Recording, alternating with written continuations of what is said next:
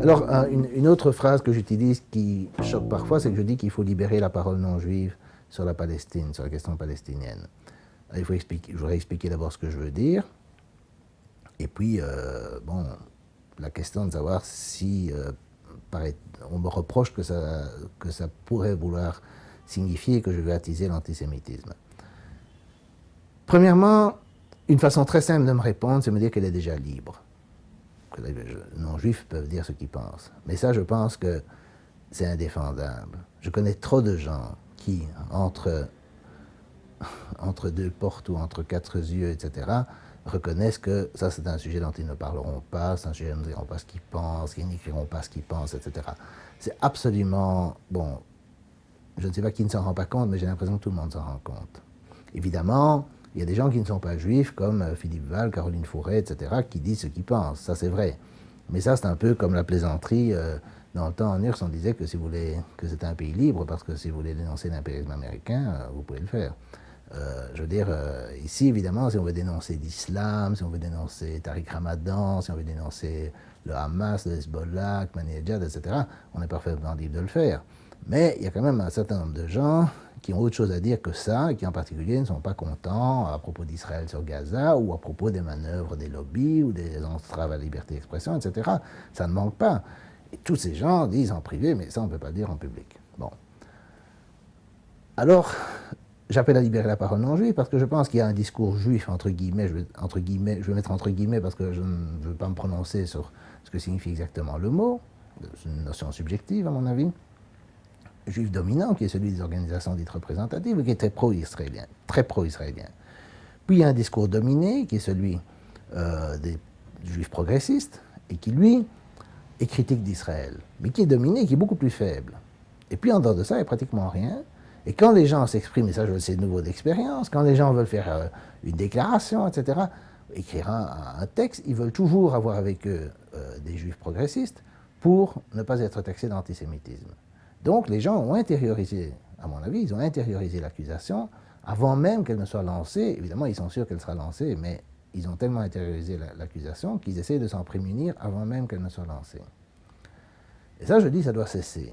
Il faut que les gens puissent dire ce qu'ils pensent d'Israël, qu'ils puissent dire ce qu'ils pensent des organisations représentatives, dites représentatives, et qu'ils puissent dire ce qu'ils pensent des pressions quand ils en subissent, librement. Comme on peut le faire pour n'importe quoi d'autre. Comme on peut le faire on peut critiquer en France, on peut critiquer l'industrie de l'armement, le gouvernement, l'Église catholique, les musulmans. Enfin, je veux dire, il y a des tas de sujets sur lesquels les gens sont réellement libres. Il y a peut-être des pressions, il y a peut-être des intimidations, etc. Mais n'empêche, c'est facile de trouver des critiques des musulmans. Par exemple, on dit qu'il y a des intimidations de la part des musulmans, mais les critiques des musulmans, c'est pas ça ce qui manque. Et bon, c'est pas du tout la même situation quand il s'agit d'Israël et de la Palestine. Alors, quid de la question d'attiser l'antisémitisme? Moi, je pense que c'est exactement le contraire. J'ai voyagé dans les pays de l'Est et en URSS dans le temps, et ce qui m'a vraiment choqué à l'époque, c'était que non seulement il y avait un discours, entre guillemets, communiste officiel protégé par la censure, mais que quand je parlais avec les gens, non seulement ils étaient anticommunistes, non communistes, ce qui ne me gênait pas, mais ils prenaient le contre-pied assez systématique de tout ce que disaient les communistes. C'est-à-dire qu'ils étaient souvent racistes, sexistes, pro-américains, donc atlantistes, antisémites quand ils n'étaient pas juifs, sionistes extrêmes quand ils étaient juifs. Enfin, moi, ça m'avait frappé de voir combien la censure provoquait, mais la réaction absolument opposée à ce qu'elle était supposée produire. Et même, comme je dis, ce n'était pas simplement une position qui aurait pu être de gauche non communiste, etc. C'était presque impossible. C'était presque impossible de défendre, par exemple, des positions comme celle de Chomsky ou de gens comme ça, n'intéressaient personne parce qu'elles n'étaient pas assez anticommunistes. Il fallait vraiment l'alignement sur les positions les plus à droite de la droite américaine. Enfin, ça c'était mon expérience, pas chez tout le monde, mais chez beaucoup de gens. Et donc ça m'a vacciné, si on peut dire, contre la tentation de la censure, à supposer que j'en ai jamais eu. J'ai connu ça dans l'Église catholique, on peut constater ça dans la plupart des dictatures, on peut constater ça dans les monarchies absolues, etc., etc. Chaque fois dans l'histoire, vous voyez que la censure produit des effets inverses, non seulement des effets inverses, mais des effets inverses de façon extrêmement amplifiée.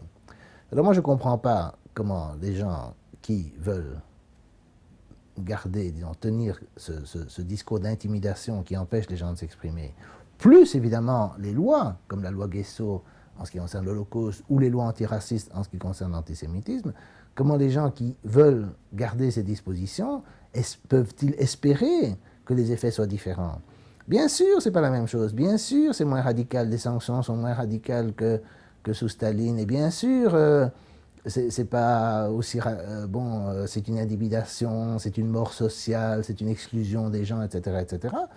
Mais quand même, les mêmes causes vont produire les mêmes effets, même si les causes sont plus faibles, les effets sont peut-être plus faibles, mais ils iront dans cette direction-là.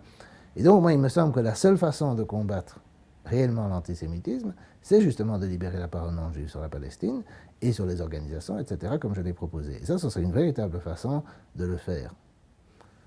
Comme, pour reprendre un slogan américain avec lequel je suis assez d'accord, la réponse au discours de haine, c'est plus de discours, pas moins.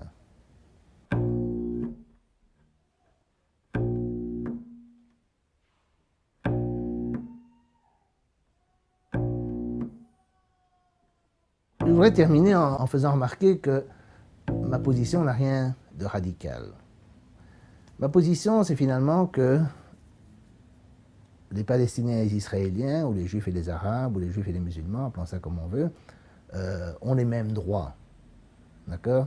Si les uns ont le droit au retour, les autres l'ont aussi. Si les uns ont le droit à cette terre, les autres aussi. Que nous sommes responsables de nos actions et pas de celles des autres, pas de celles du passé. Que la connaissance de l'histoire doit servir à une conception humaniste de l'humanité et pas à des appels à la guerre. Et finalement, que la liberté d'expression, de pensée, de débat est une arme contre les préjugés, pas en leur faveur. Si souligner ces trois points est, comme on me le dit, du fascisme, du racisme, de l'antisémitisme, alors c'est que la langue française a tellement changé depuis l'époque où je l'ai apprise que je ne la parle plus. Vous me direz, ce n'est pas grave, après tout je ne suis que belge.